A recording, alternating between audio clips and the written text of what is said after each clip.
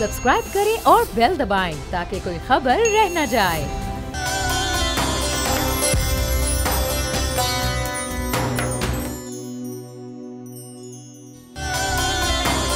अस्सलाम वालेकुम and welcome to दुनिया बोल है रमजान स्पेशल। मैं हूं आपके साथ वर्दा शेख और मेरे साथ हैं तलहा जतोई और हमें ज्वाइन किया है बोल न्यूज के चीफ न्यूज ऑफिसर फैसल अजीज खान साहब ने। और वजह यह है कि आज 5वां रोजा है और पहले रोजे से तमाम तर लोगों की नजरें लगी हुई हैं असेंबली के ऊपर, सुप्रीम कोर्ट के ऊपर। होने क्या वाला है, पाकिस्तान का मुस्तकबिल क्या है, मईशत में क्या हो रहा है, हालात कब बेहतर होंगे, कब सियासी इस्तेहकाम इस मुल्क के नसीब में आएगा, ये हम बात करेंगे फैसल अजीज खान साहब से। फैसल साहब, पहली चीज मैं आपसे पूछना चाहूंगा कि जो अभी तक की प्रोसीडिंग्स आप पहले मैं आपको वेलकम करूं बोल में क्योंकि ये बोल के पायनियर्स में हैं। तलहा, मैं पिछले दिनों ये ट्रांसमिशन में थे और मैं आपको वेलकम नहीं कर सका था। आज मैं आप जिस शो में हैं तो मैं आपको वेलकम और अल्हम्दुलिल्लाह आज दुनिया में जिस मकाम पे हैं, इस इंडस्ट्री में जिस मकाम पे हैं, फैसल अजीज खान साहब की दुआ से, इनकी शागिर्दी में रहकर ही हम यहाँ पहुंचे हैं, वरना शायद नहीं पहुंच पाते। फैसल साहब, मुल्क में क्या हो रहा है, मुल्क के मफाद में हो रहा है या नुकसान हो रहा है मुल्क को इस वक्त? देखें, दो चीज़ें हैं। एक तो ये कि आइन शिकनी हुई है तो आइन के बगैर पाकिस्तान नहीं है। आइन को महफूज करना बहुत ज़रूरी है और आज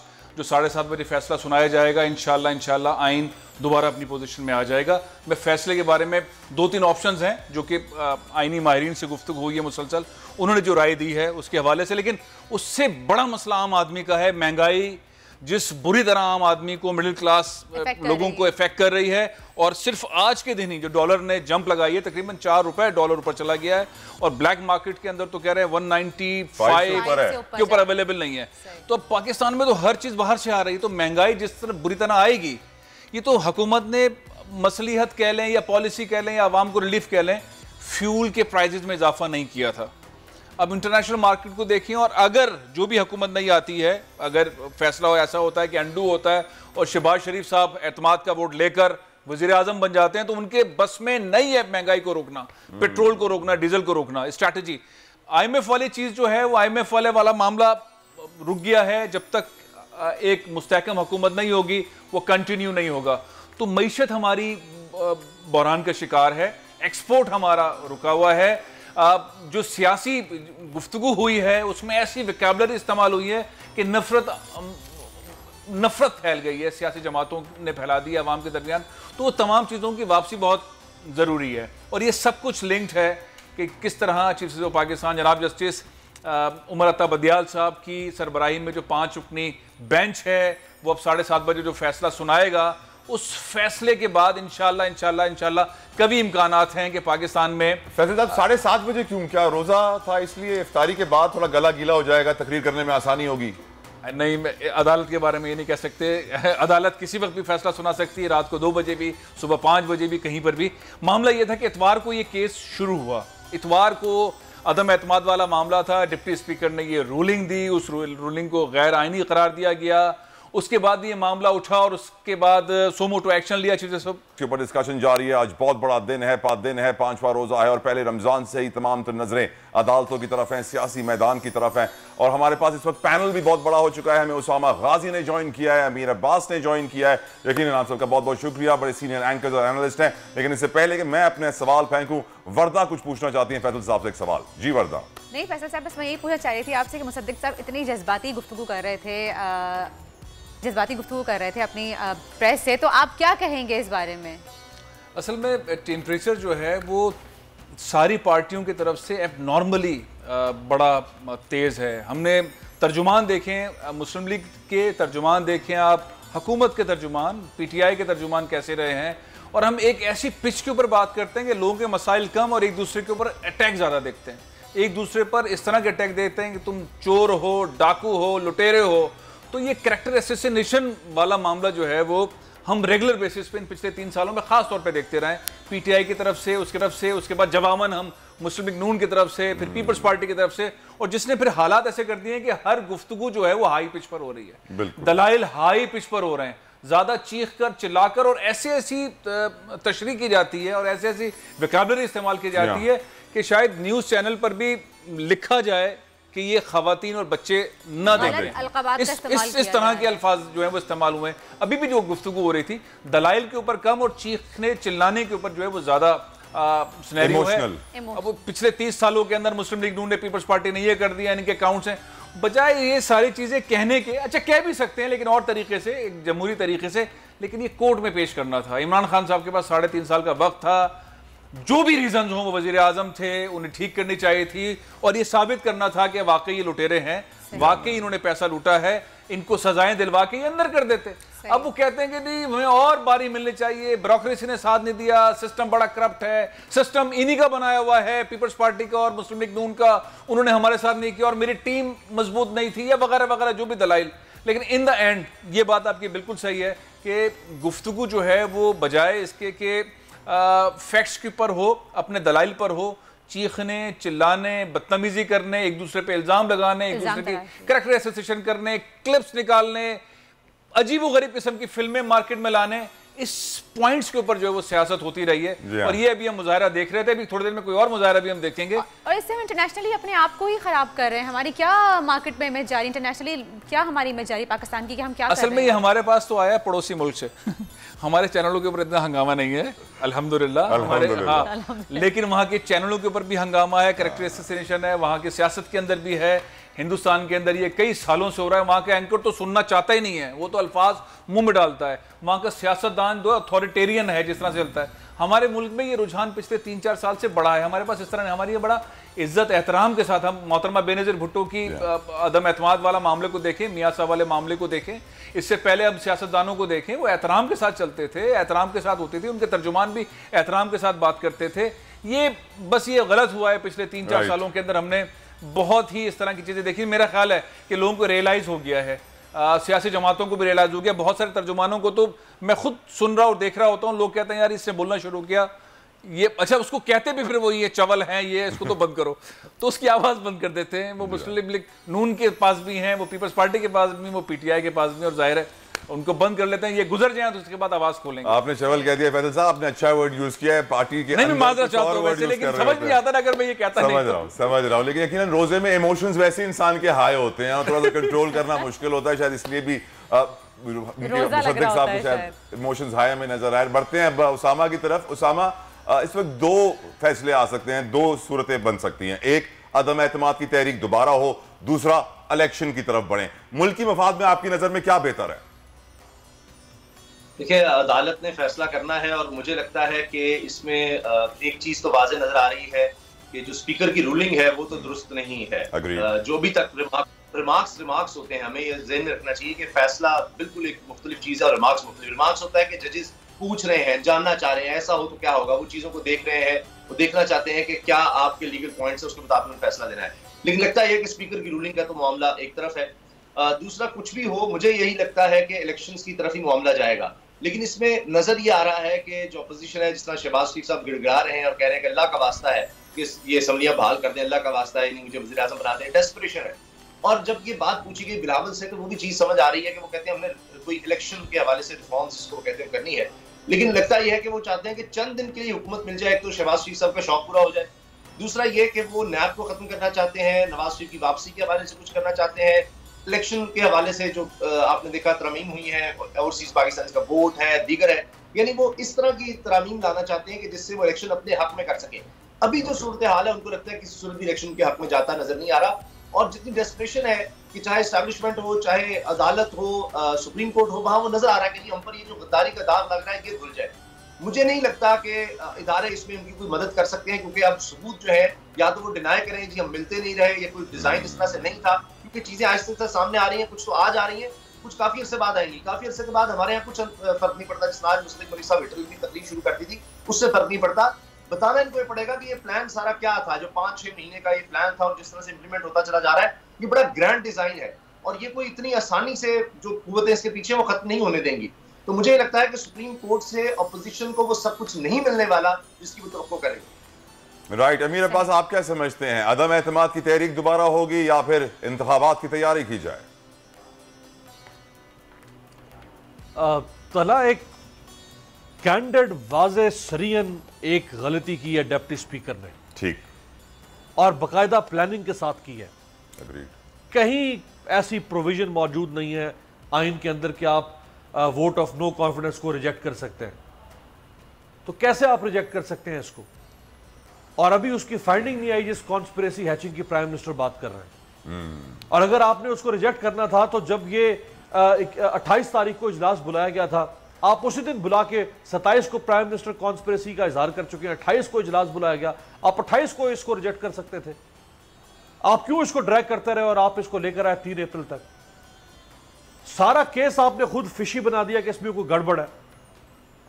मेरा नहीं ख्याल कि आज सुप्रीम कोर्ट पाकिस्तान की सबसे बड़ी अदालत के लिए यह आसान होगा कि वो इतनी सरीहन वाज़ेह किस्म की जो कॉन्स्टिट्यूशनल वायलेशन की है डिप्टी स्पीकर ने, वो उसको मेंटेन रख सके।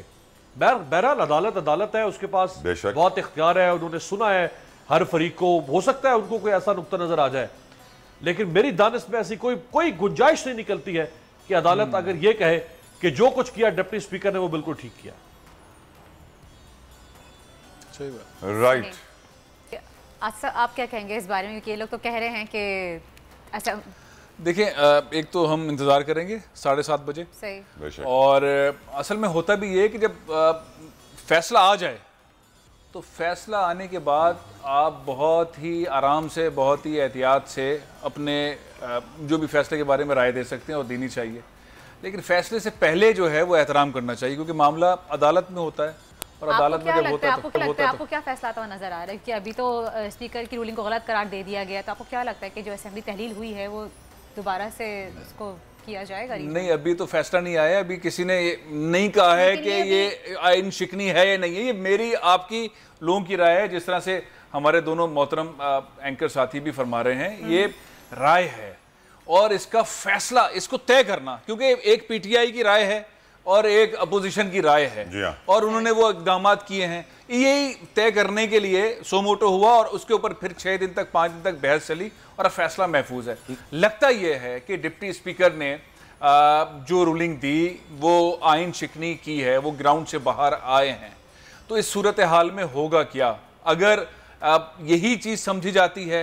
अच्छा, चूंकि उन्होंने जो सहारा लिया है वो उन्होंने कहा है कि पाकिस्तान के मुंतखब वज़ीर आज़म को थ्रेट मिला और थ्रेट के बाद ये प्रोसीजर्स थे और वज़ीर आज़म के पास ये इस्तेकाक था कि अगले घंटे में वो बता देते। फिर उन्होंने सोचा कि ऐसे नहीं, ऐसे ऐसे ऐसे, और डिले किया, अपने लोगों से बात की, कैबिनेट में ले गए, सिक्योरिटी के जो लोग थे हमारे हसास इदारों के, उसकी कमेटी में ले गए और वहाँ जाके उन्होंने बात की और वो सारी बात के बाद फिर एक उन्होंने सोचा कि अब ये इस तरह से होगा और उन्होंने फिर तकरीर के अंदर शुरू किया और उन्होंने फिर एक ख़त निकाल के बताया और ख़त उन्होंने इस तरह से पढ़ा जैसे लगा कि शायद, क्योंकि इमरान खान वो तकरीर में जो है कभी पर्चा या पर्ची या ख़त इस्तेमाल नहीं करते, तो उन्होंने पढ़ा तो उससे भी लोगों को हुआ कि नहीं वाकई ये कोई है चीज़। उसके बाद 2 क्लिप्स आ गए, फिर वो हमने देखा कि डोनाल्ड रो, उन्होंने थ्रेट कांग्रेस के अंदर जो बात की, सवाल के जवाब में बताया कि श्रीलंका में ये किया, पाकिस्तान और के साथ इस हवाले से बात की।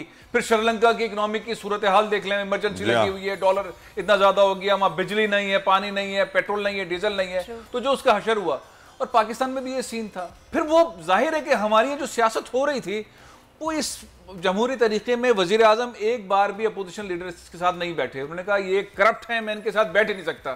तो वो जमहूरी अमल तो हमारे यहाँ वैसे ही टूटा हुआ था और जब इस तरह की चीज़ आई तो फिर वो एक अलग पिच पे चली गई और वो फिर ऐसी पिच थी जिसके बाद वापसी नहीं थी। अब उसको जाहिर है इसका अगर आज फैसला नहीं होगा इस खत का फैसला तो होना है लाज़मी। इस खत को अगर फैसला नहीं किया तो ये अपोजिशन जो इस वक्त अपोजिशन में, हो सकता है जो आज फैसला है उसके बाद चंद दिन के बाद वो हुकूमत में चली जाए, वो कैसे जाके लोगों को बार बार बताएंगे इमरान खान ने कहा है आप गद्दार हैं, तो वो कैसे इलेक्शन लड़ेगा? क्योंकि हमारे लोग तो ये गद्दार वाला, एक तो ये जो अथॉरिटेरियन स्टाइल का जजमेंटल किस्म के जो वो हैं कि अब कह देते हैं कि गद्दार है, तो उस फेस से निकलने के लिए हुकूमत और अपोजिशन दोनों की रिस्पॉन्सिबिलिटी बनती है कि इस पर कमीशन बनवाएं, कोई तरीक़ेकार करें, लेकिन ये चीज़ नहीं होनी चाहिए। कैसे हम कह सकते हैं नवाज शरीफ को, शहबाज शरीफ को, बिलावल साहब को, मौलाना फजलुर रहमान साहब को, आसिफ अली खान जरदारी को कि भाई आप गद्दार हैं, इमरान खान ने कह दिया है, और इमरान खान साहब को कह रहे हैं भाई तुम भी गद्दार हो। ये कैसे अब ये कौम के लीडर? फैसल साहब आपसे गद्दारी पे मैं एक तफसीलन बड़ा मुश्किल सवाल पूछूंगा, लेकिन पहले मैं उसामा गाजी से एक सवाल पूछना चाहता हूं। उसामा साहब ये बताइए मुझे कि हम देख रहे हैं कि शहबाज शरीफ साहब को इस वक्त वजीर आजम बनने का बहुत शौक हुआ है अपोजिशन में, वो चाहते हैं कि वो दोबारा अदम एतमाद की तहरीक का सामना करें और वजीर आजम बने। दूसरी तरफ हम देख रहे हैं कि बिलावल भुट्टो जरदारी कह रहे हैं कि हम इलेक्शन चाहते हैं, आज उन्होंने अदालत में यह कह दिया है। तो अपोजिशन के अंदर मुझे इस वक्त 2 स्टांस नजर आ रहे हैं, आप इसके ऊपर क्या कमेंट करेंगे? बहुत जबरदस्त आपके और बड़े मसाइल हैं अपोजिशन उनका एक टारगेट है कि इमरान खान को एक हद तक वो अचीव उन्होंने कर, लेकिन उसके बाद वो जो वज़ीर आज़म बनने का शौक था वो नहीं पूरा हो रहा। और मैं आपको बताऊं ये भी ट्रैप था जरदारी साहब का कि कुछ अर्से के लिए बनेंगे, सारी जो कोताहियां, खामियां, प्रॉब्लम्स हैं वो इनके सर चली जाएंगी और नून लीग को इससे बड़ा नुकसान होगा। लेकिन कुछ वजूहात थी जिस वजह से नून लीग को एक कड़वा घूम पीना पड़ा, खासतौर पे नवाज शरीफ साहब, मरीम साहबा को, कि चलो उनके मतलब वो कभी भी देना नहीं चाहते हमजा को और शहबाज शरीफ साहब को ये वज़ारत आला और वज़ारत उस्मा, लेकिन देनी पड़ रही है। वही जिसका तस्करा कर रहे हैं बिलावल साहब को, जी हमने कुछ चेंजेस लाने हैं और वो चेंजेस बड़े खतरनाक होंगे। अभी जो सूरत हाल बन रही है वो यही लग रही है कि किसी भी सूरत में मामला दोबारा इलेक्शन की तरफ ही जाना है, जो आपका पहला सवाल था।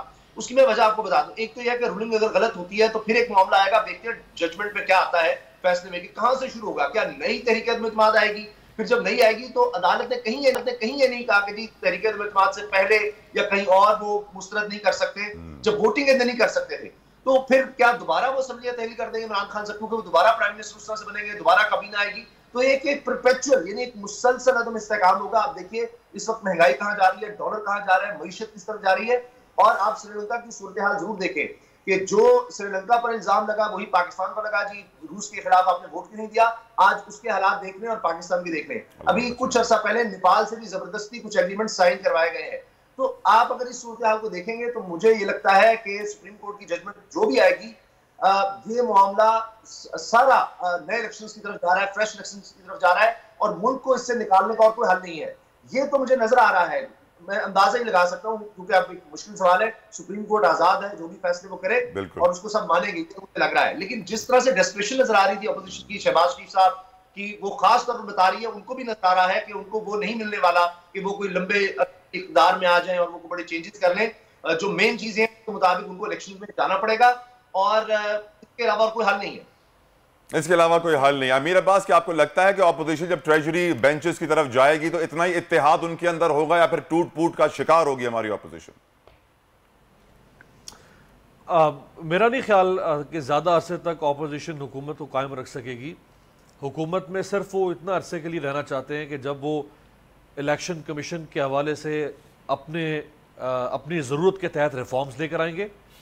वो इलेक्ट्रॉनिक वोटिंग मशीन और जो ओवरसीज पाकिस्तानी को जो इमरान खान साहब ने वोट का राइट दिया, वो उसको अपने मुताबिक टेलर मेड करेंगे, उसको अंडू और शायद रिवर्स ना करें बिल्कुल, लेकिन उसको मोल्ड करेंगे इस तरह से अमेंडमेंट करके कि जिससे ऑपोजिशन को भी फ़ायदा हासिल हो सके। अभी तो इमरान खान साहब ने जो कानून साजी की थी उससे इमरान खान को ज़्यादा फ़ायदा हासिल हो रहा था। अब वो अपने फ़ायदे के लिए इस कानून साजी को लेकर आएंगे। इसी तरह से मुस्लिम लीग नून जो है वो नवाज शरीफ और बाकी जो लीडरशिप के केसेस हैं उनको डील करने की कोशिश करेगी। नवाज शरीफ की वापसी को मुमकिन बनाया जाएगा। 11 तारीख को देखिए, आज 7 अप्रैल है, आज से ठीक चौथे दिन 11 तारीख को शहबाज शरीफ के ऊपर फर्द जुर्म लगने जा रही है। एग्जैक्टली। आज से अगर 2 दिन या 3 दिन के बाद शहबाज शरीफ वज़ीर आज़म बनते हैं और वज़ीर आज़म पर अगर फर्द जुर्म लग जाती है तो ये बहुत बड़ी इंटरनेशनल न्यूज़ होगी और ये इमरान खान के हाथ में एक बहुत बड़ा ट्रम्प कार्ड होगा। एक पब्लिक इशू आ जाएगा उनके हाथ में शहबाज शरीफ के खिलाफ। जैसे उन्होंने पैनामा पे नवाज शरीफ के खिलाफ पॉलिटिक्स की और कहा कि चूंकि इल्ज़ाम लगाए, नवाज शरीफ अपने आप को बरी करवाएं, उहदा छोड़ें, फिर वापस आए। यही हथियार वो इस्तेमाल करेंगे शहबाज शरीफ के खिलाफ। तो आगे आपको ऐसा नहीं है कि बहुत कोई स्मूथ सेलिंग है, आगे आपको मुसलसल तूफानी तूफान नजर आएगा पाकिस्तानी सियासत में। जब इमरान खान एक तो उनको इक़्तिदार से अगर वो निकल जाते हैं, आज कोर्ट से अगर उनके खिलाफ फैसला आ जाता है उनकी रूलिंग के और वो वोट ऑफ नो कॉन्फिडेंस से आउट हो जाते हैं, तो फिर उनके पास इसके अलावा कोई चारा नहीं होगा कि वो सड़कों पर आएंगे, वो जलसे करेंगे, वो प्रोटेस्ट करेंगे, वो छोटे छोटे इश्यूज गवर्नमेंट के जो है वो तलाश करेंगे, वो इनके खिलाफ जाएंगे। जैसे डॉलर आज 189-190 तक पहुंच गया है, ये मजीद इसी तरह ऊपर जाएगा।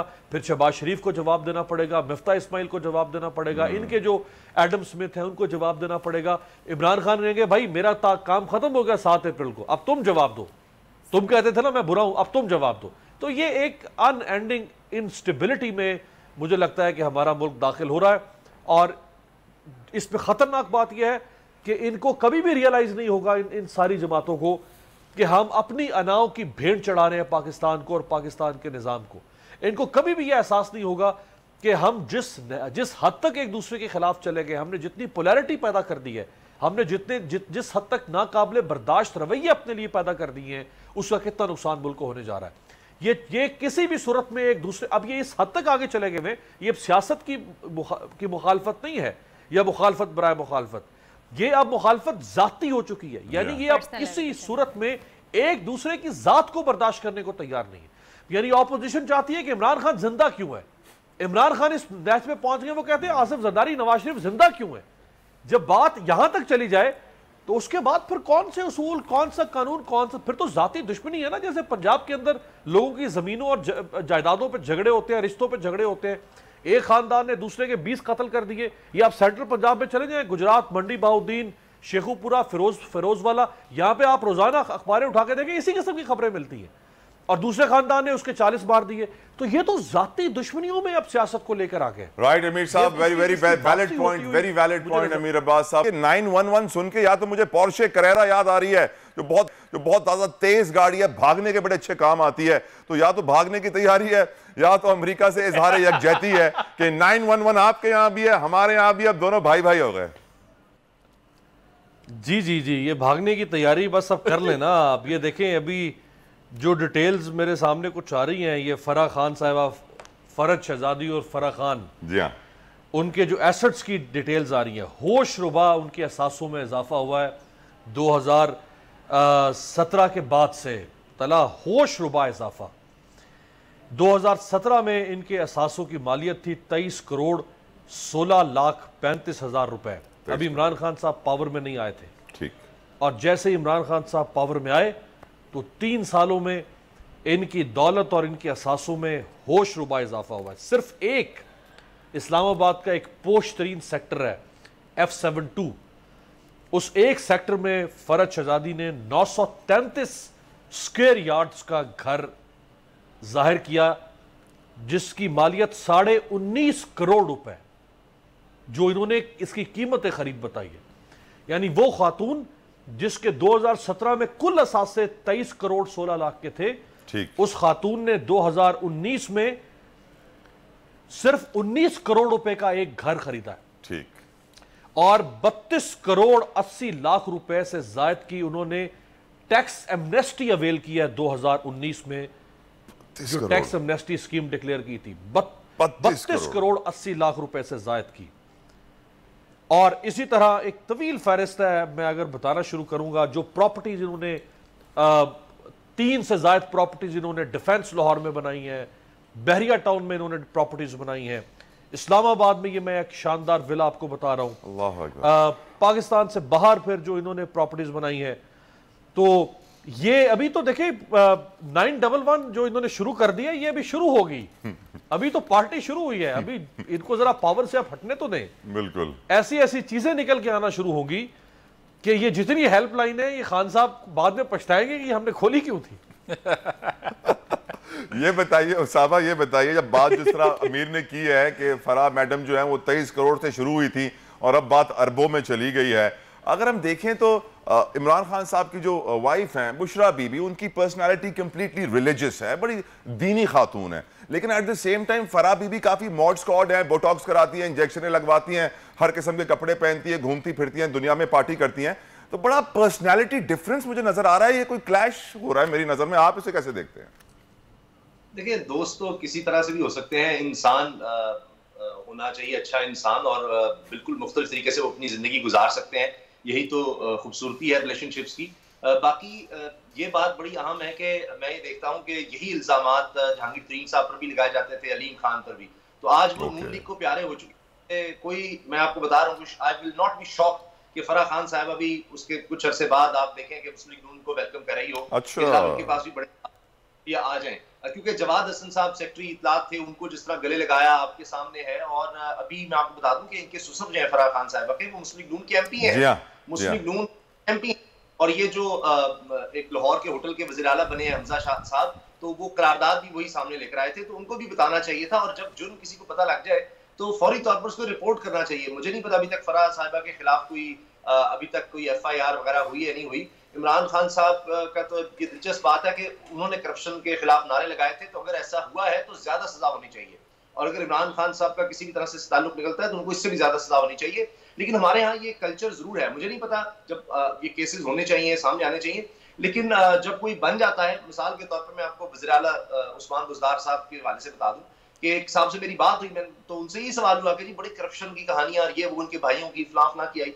उन्होंने ये जवाब दिया कि देखिए बाज़ औक़ात ये भी होता है कि खुद ही जाकर किसी अफसर से जाकर कह दें कि जनाब मैं वज़ीर आला का भाई हूँ, तो आपको मजीद कुछ कहने की जरूरत नहीं रहती। उसको पता हो कि तो वो जो काम कहेगा जरूरी नहीं है कि उससे वो लिंक हो रहा हो, तो जाहिर है उसके वो खुद से फायदा उठा रहा हो, फिर भी जिम्मेदारी उस पर आती है। ऐसा नहीं है कि जैसे उस तरह की रिपोर्ट हो तो उसको मना करे, लेकिन ये हमारे यहाँ हो जाता है। तो आप देखते हैं कि ये कहां तक मामला जाता है। लेकिन अभी तक ये नजर आ रहा है कि जितने लोगों पर भी इमरान खान साहब के जितने लोगों पर मेन पर ATMs बड़ी यही दो थी, अलीम खान साहब और जहांगीर का नाम लिया जाता था, आज तो वहां है।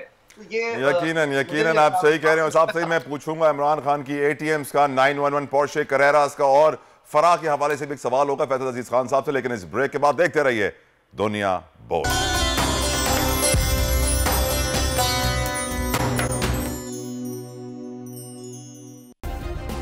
सब्सक्राइब करें और बेल दबाएं ताकि कोई खबर रह न जाए।